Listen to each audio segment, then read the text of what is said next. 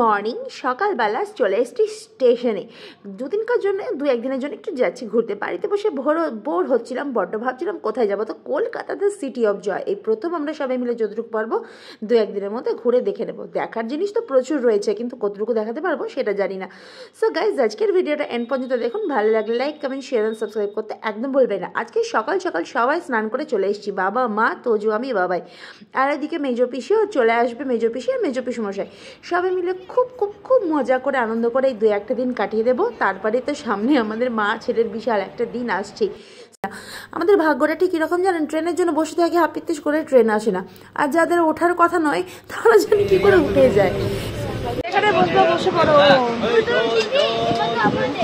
কি গো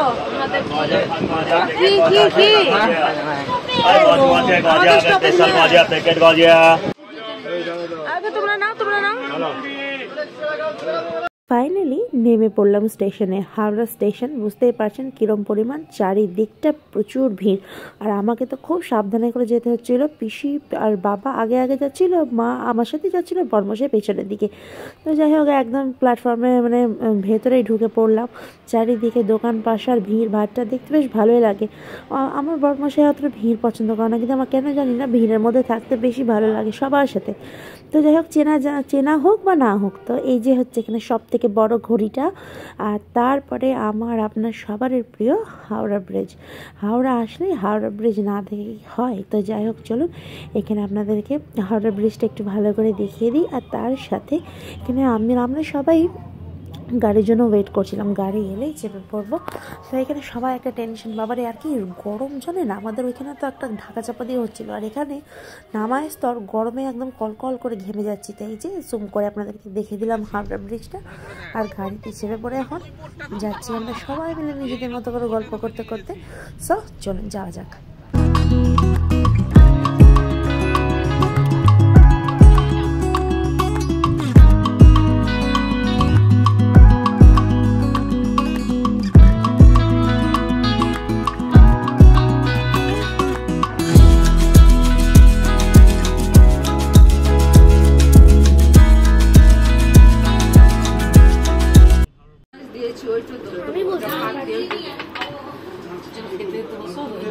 বস বস বস।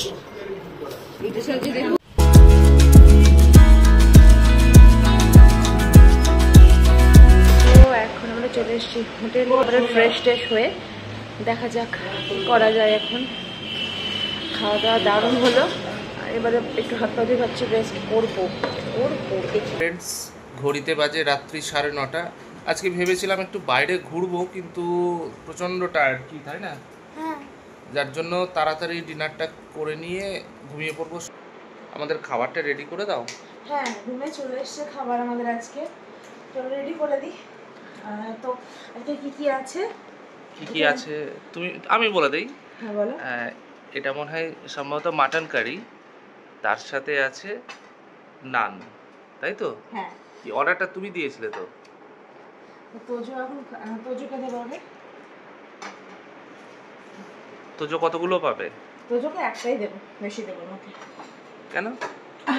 মুখটা তোর কি হয়ে গেল? না, আগে ও খাক, ওকে দেবো, অবশ্যই দেবো, কেন দেবো না। এটা খাক আগে। খেতে শুরু করেছিস? আচ্ছা, তার আগে তুই কোনটাকে খেয়েছিলিস বলতো? এটাই খেয়েছিলিস তুই? কেমন হয়েছিল টেস্টটা? ভালো। তুমি একবার টেস্ট করে দেখো না এই মাটন এটা। হ্যাঁ, কেমন করেছে সেটা তো তাহলে বুঝতে পারা যাবে। বেশ ভালোই। ওই হরলিক্সটা খেয়ে নাও, খাওয়ার পরে কাপটা এখানে রেখে দাও। আর এই যে আমাদের দুজনের জন্য গরম গরম চা রুমে চলে এসছে, আর বাবাদের রুমে চলে গেছে। আর এই হলো আমাদের বিস্কিট।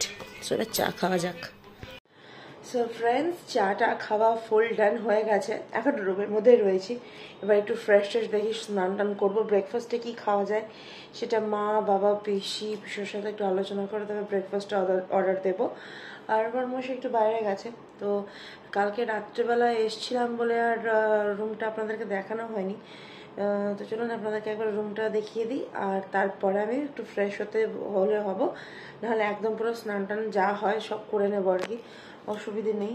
তোজোকেও দেখি ঠিকঠাক করে করিয়ে দিতে হবে। কালকে সে কোন কাক ভরে স্নান করেছি কোনো ঠিক আছে। তারপরে সন্ধ্যের সময় রাত্রেবেলায় আসার পর তখন আর ওই জলে না গা ধুতে আবার ইচ্ছে করছে না। যতই বা গরম জল সবেরই ব্যবস্থা রয়েছে, তবুও শরীরটা তো একটু বুঝে চলতে হবে না। তো চলুন আপনাদেরকে রুমটাকে দেখিয়ে দিই। ঢুকেই এরকম একটা বেড,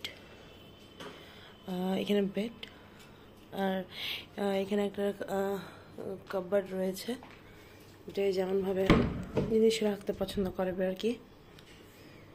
তো এটা একটা এখানে টিভি রয়েছে, এখানে একটা টি টেবিল, আর আমরা তো একটু কিছু চা খেলাম। এখানে একটা বেড, বাট আমাদের এটাতে 3টাতেই হয়ে যাচ্ছে। এখানে লাগেজগুলো রাখা হয়েছে, আর ওটা হচ্ছে ওয়াশরুম, একটা বড় মিরর, ব্যাস।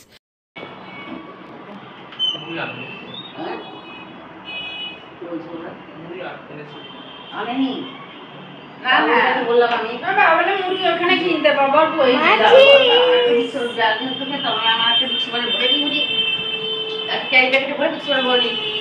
না কালকে একটা ঠোকর আছে, পরশুদিন বলেছে 21 তারিখ বাইরে যাবে বাজারে, 21 তারিখ 22 তারিখ একটা ঠোকর আছে, 21 তারিখে দেখো 20 তারিখে বিয়ে যাবে তো রাতে তখন। তো আমাদের বন্ধু ব্রেকফাস্ট করা হয়ে গেছে কমপ্লিট। কফি খেলাম, একটু কড়া করে কফি খেলাম। তো এবার করবো স্নান। আয় তোজোকে করে দিয়ে আমি স্নান টান করবো। কেমন দিয়েছে সব সময় বুড়ো বাবা।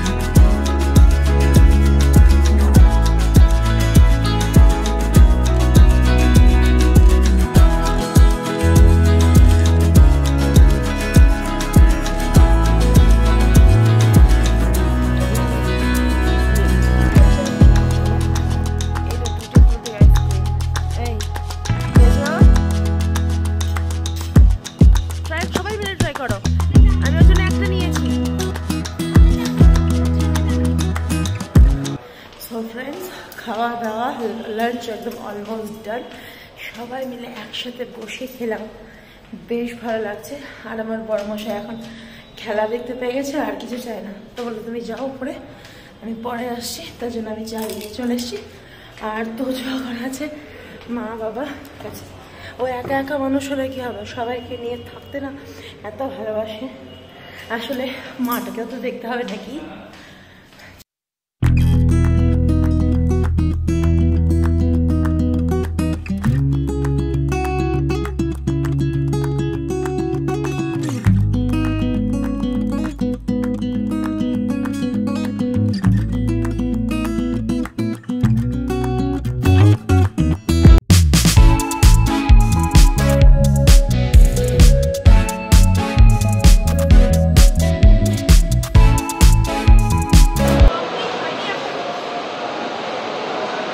এখনও মেহেন্দি পরা চলছে, আর এই যে আমার ফাইনাল মেহেন্দি শুকিয়েও গেছে, আর অনেকটা তুলে ফেলেছি, আর অনেকটা ওঠেনি। এখনও রঙটা অনেকটা ডিপ হবে।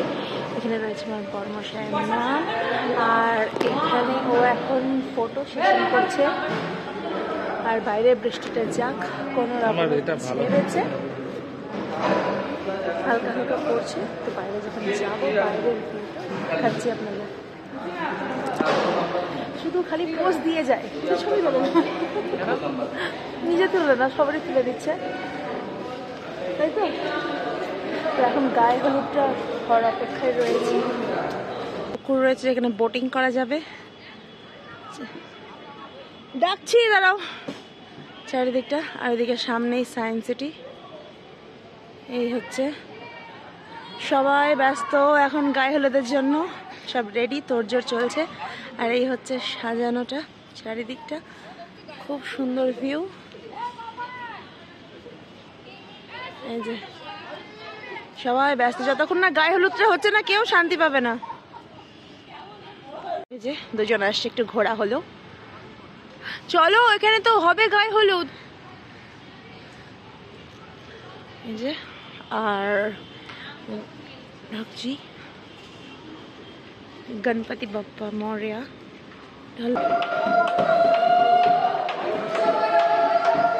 আজকে আমাদের একটা বিয়ে ছিল, তার গায়ে হলুদ হলো। তো যাই হোক, এখানে আমরা এবার সবাই মিলে খেতে বসে পড়েছি। আর দেখছো বড়মশাই আমার পোজ মারতে ব্যস্ত, আর বাবা আর মা রয়েছে, পাশে রয়েছে। তো যাই হোক, আমরা এখানে সবাই মিলে খাওয়া দাওয়া করবো। আর জসমিন দেশে যদাচার কথাতেই আছে, তাই এখানে বড়মশাইয়ের তো কোনো চেঞ্জেস নেই। বাট আমার মেজো পিসমশাই, মেজো পিসিকে এত যোগে দেখো হাতে করে চামচ করে খাচ্ছে। আমিও খাচ্ছিলাম, বাট আমার শ্যুটটা আমি দেখাইনি। আর এই হচ্ছে সামনেই সায়েন্স সিটি। আর খাওয়া দাওয়ার পর ফটো সেশন, খাওয়া দাওয়া শেষ আর ফটো সেশন শুরু। খুব সুন্দর করে সাজিয়েছে।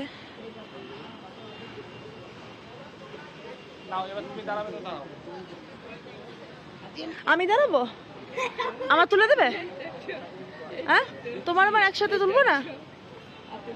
আমাকে দিয়ে দিও তোমার মা, আমাকে দিয়ে দিও। দুপুরের খাওয়া দাওয়া, ফটো সেশন, ভিডিও, প্রচুর করে ক্লান্ত, টায়ার্ড হয়ে পড়েছি। তো একটু রেস্ট নেওয়ার পরে সবাই মিলে রেডি হয়ে আবার যথাস্থানে চলে এসেছি। আর আজকে আমি মা আর পিসুমণিকে সাজিয়েছিলাম, তার সাথে নিজে তো সেজেছি। তো অবশ্যই কমেন্ট করে জানাবেন সবারই সাজটা কীরকম হয়েছে। বর আসতেই থাকলো, বরযাত্রী আসতে থাকলো, আমাদের খাওয়া দাওয়া শুরু হয়ে গেছে। স্টার্টার থাকলে আর কি লাগে বলুন, প্রচুর তো ছিলই। তো যাই হোক, এখানে আমার একদম ফুল লুক, একদম দেখে বিভৎস লাগছে, জানি পেটটা অনেকটা বড় হয়ে গেছে। তো যাই হোক, বিয়ে বাড়িটা খুব খুব এনজয় করছিলাম। কি ভাগ্যিস বৃষ্টিটা ছেড়েছে, নাহলে বৃষ্টিতে যে কী দেখেছিল কি বলবো আপনাদের।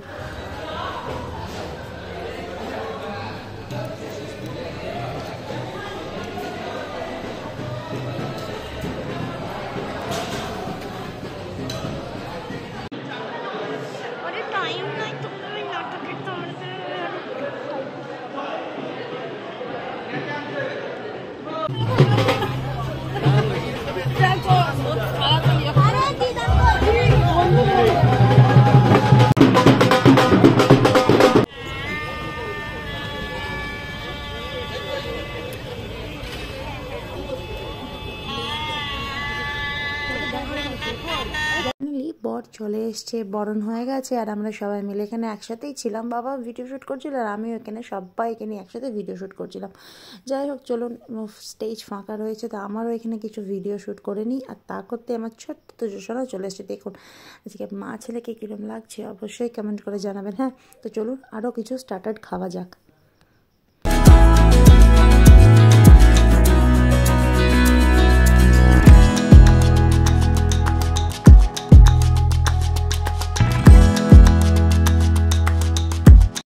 Chicken soup, wow.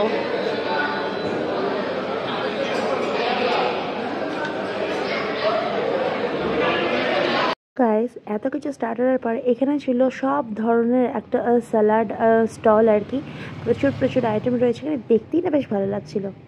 দেখছি প্রেগনেন্সিতে কারোর কম খিদে পায়, কারোর বেশি খিদে পায়। তোজোর বেলায় আমি একদম খেতাম না, কিন্তু এর বেলায় জানি না কি হয়, এত করে খিদে পায় সেকেন্ডে বুঝতে পারি না যে এ কি আমি না অন্য কেউ। তো যাই হোক, চলুন, এখানে খাওয়া দাওয়া ভরপুর চলছে। আর এখানে মেন কোর্সও কমপ্লিট। এখন আমরা এখানে তোজো তো আইসক্রিম খাচ্ছে, তার সাথে ওর দেখি আমারও এখানে আইসক্রিম খেতে ইচ্ছা করছিল। তো আমরা এখানে আইসক্রিমটা একটু খেলাম। খাওয়ার পরে আমরা একটু বিয়েটা এনজয় করে চলে যাবো।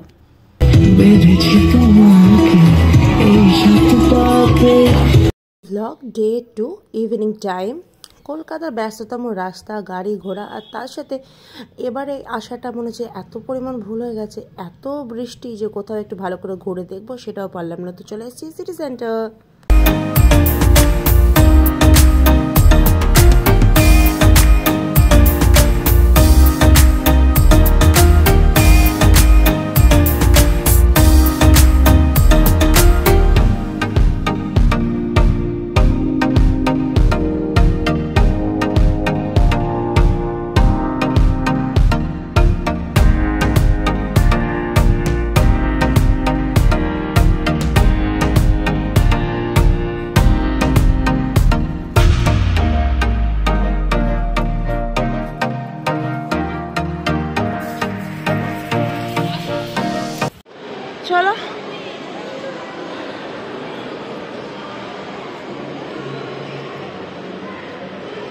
গোটা শপিং মলটা ঘুরে দেখলাম, বেশ ভালো লাগলো। আমরা আর ওপরের দিকটায় যাইনি, বিশেষ করে মা আর পিসিমণি আমাকে নিয়ে এত ভয় পাচ্ছিল যে ওদের টেনশন আমি আর বাড়াতে চাইলাম না। তাই তোজো আর বাবাই গেল আইনক্সের একদম কাছে, আর আমরা নিচেই দাঁড়িয়ে একটু সময় টাইম পাস করছিলাম। আর চারিদিক শপিং মলটা যেগুলো যেগুলো বাকি ছিল সেগুলো ঘুরে দেখলাম। তোজো তো খুব খুব খুব আনন্দ করেছে। মানে নিজের একটা বাচ্চার আনন্দ দেখতে না সত্যি বড্ড ভালো লাগে। মা বাবা হওয়ার পর তবে বুঝতে পারা যায় সন্তানের আনন্দটা কি, তাই না বলুন? তো এই যে আইনক্স কত উঁচুতে, আমার মা বাবা ওইটাতে বেশি ভয় পাচ্ছিল।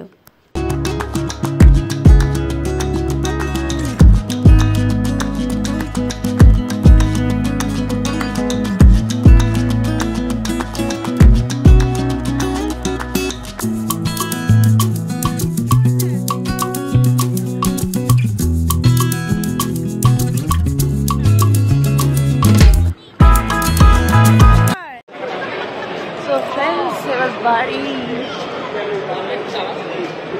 কি করবো, যাবো না।